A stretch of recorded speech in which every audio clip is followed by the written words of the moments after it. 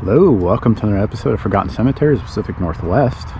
Today we're at Simmons Cemetery, located in Mount Angel, Oregon, Marion County. Alternative names of the cemetery just includes one, Simmons Hill. So let's go meet some of the local residents and hear their story.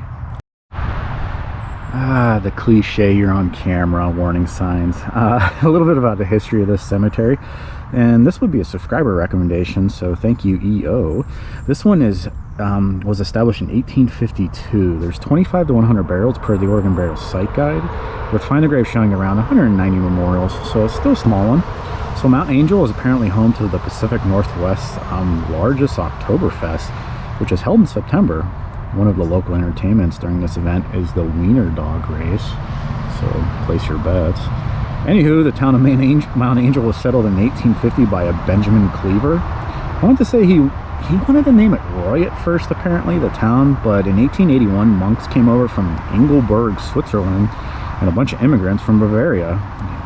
They didn't care for the name Roy, so the town was officially named Mount Angel, the English translation of Engelberg, where they were from, so how convenient for them. Mount Angel Abbey is also located around here, established in 1882. Other than that, a small quiet one here, and find a grave shows nothing too new burial-wise. It's kind of a quiet one. Rarely active, but I guess we'll see during the tour. Today we have a small visit, but we'll learn about one of the worst forest fires in Marion County history in 1929 and how it affected one of our individuals we'll visit today. Not a good ending, FYI. Our first stop, and I believe the oldest birth year in this cemetery, belongs to Mr. Townsend. He was born in 1803. Quite the list of Townsends came in the year 1850 to Oregon, so pretty early arrivals we have so far here. Our second stop would be a John H. Simmons, born in 1832 in Indiana.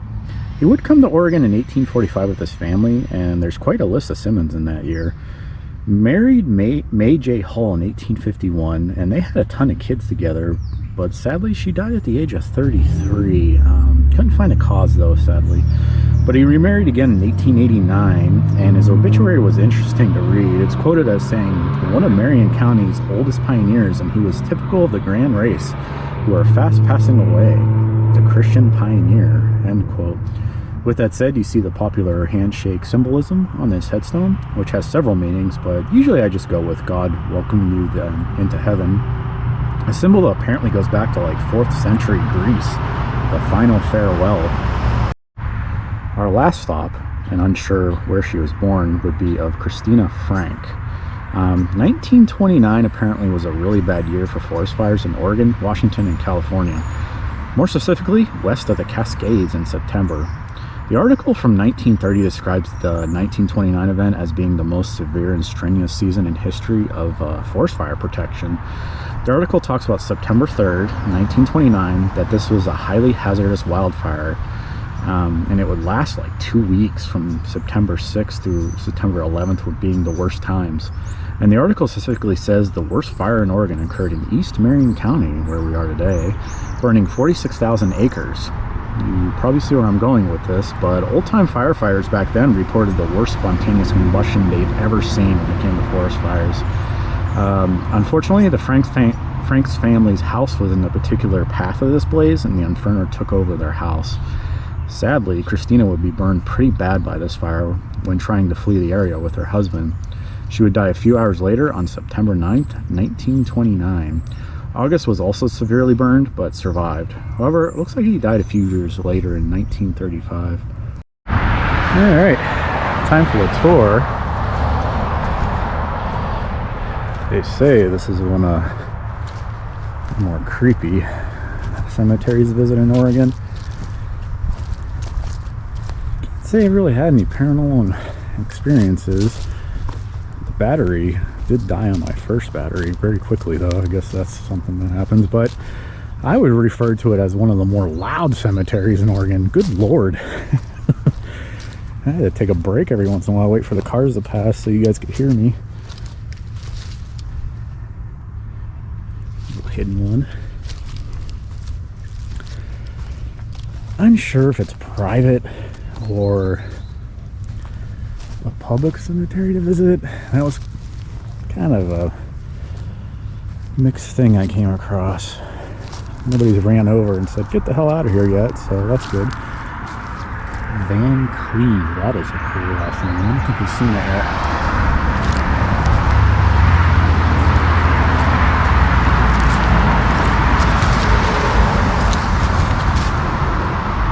That's a neat one.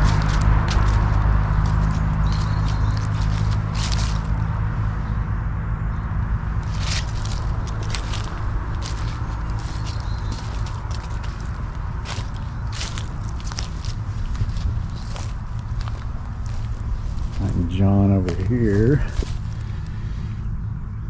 who had a pretty cool story, and then his wife, who died young, is right next to him, 33.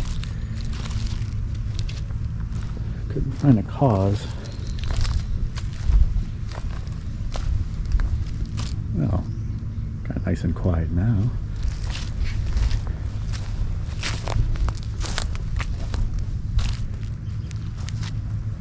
I think I see a Civil War vet. It's hard to tell. Oh yeah, Oregon.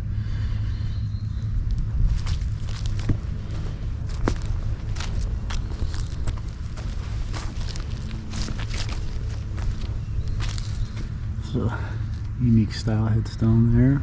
A point.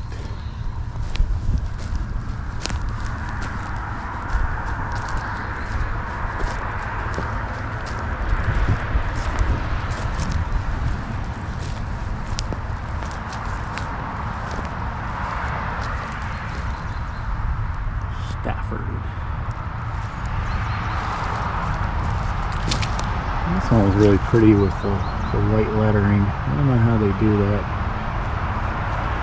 but I don't think we've seen that symbol yet. And I think it stands for God reaching down truly up to heaven, but I'm sure there's a bunch of different meanings for it.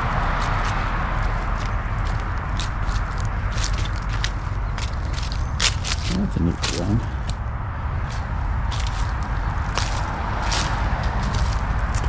If you visit this one, kind of sneaks up on you, and you just gotta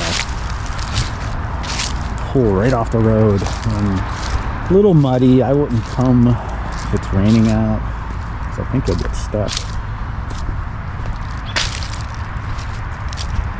So it's kind of a cool little hidden one. So thank you for the recommendation, EO. I appreciate it. I think that's it for the tour. Real fun one. If you have any other recommendations for cemeteries to visit in Oregon or even Southern Washington, feel free to comment below. Hope you're doing alright out there and stay safe. Thanks for watching.